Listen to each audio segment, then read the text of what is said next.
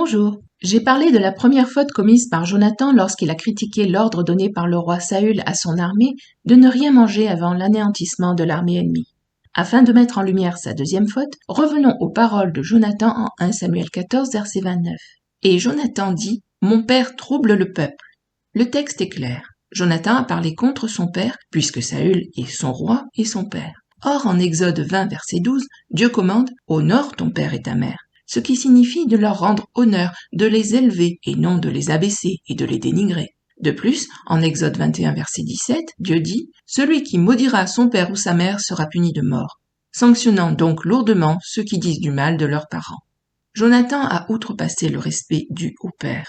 Ce prince, qui devait être un exemple pour son peuple, a prononcé des mots négatifs, un jugement sur son propre père, laissant entendre qu'il avait donné un ordre stupide.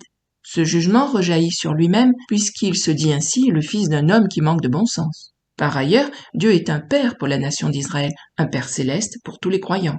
Les paroles de Jonathan portent donc atteinte également à Dieu et au respect que tout croyant lui doit en tant que tel. On aime parler à propos de Dieu du cœur du Père, mais le respectons-nous comme Père selon Malachie 1 verset 6 ? Un fils honore son père et un serviteur son maître. Si je suis père, où est l'honneur qui m'est dû ? Si je suis maître, où est la crainte qu'on a de moi ? Respectons-nous nos pères comme représentants de l'autorité de Dieu ? Les paroles que nous prononçons ont un impact sur nos semblables, sur les autres croyants, mais d'abord sur nous-mêmes. Si, comme nous l'avons vu dans la première partie de cette étude, les paroles de foi de Jonathan l'ont propulsé dans la bénédiction divine et la victoire, que lui ont apporté ces mauvaises paroles ? En réalité, il semble s'être placé lui-même sous le jugement divin et la sentence de mort rattachée à la malédiction qu'il a prononcée contre Saül, son roi et père. En 2 Samuel 25, versets 22 à 27, David exprime son étonnement. Il ne peut pas concevoir que le vaillant Jonathan ait pu mourir au combat, vaincu par ses ennemis. J'ai beau connaître l'histoire de Jonathan, sa fin me paraît toujours une tragédie, quelque chose qui n'aurait pas dû se produire. Et pourtant, en fait, je crois que Jonathan est tombé sur le coup de deux malédictions, celle qu'il a attirée sur lui par ses mauvaises paroles contre son roi et son père, mais aussi celle que Saül prononça contre lui en 1 Samuel 14, verset 39. Car l'Éternel, le libérateur d'Israël, est vivant. Lors même que Jonathan mon fils en serait l'auteur, il mourrait.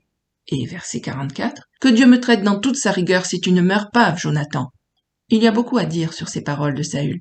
Sur le coup, il est dit au verset 45, « Le peuple sauva Jonathan et il ne mourut point. » Mais la malédiction prononcée resta active et finit, elle aussi, par l'atteindre. Quoi qu'il en soit, souvenons-nous des paroles de Jésus en Matthieu 12, verset 37. « Car par tes paroles tu seras justifié et par tes paroles tu seras condamné. » Prenons garde à nos paroles.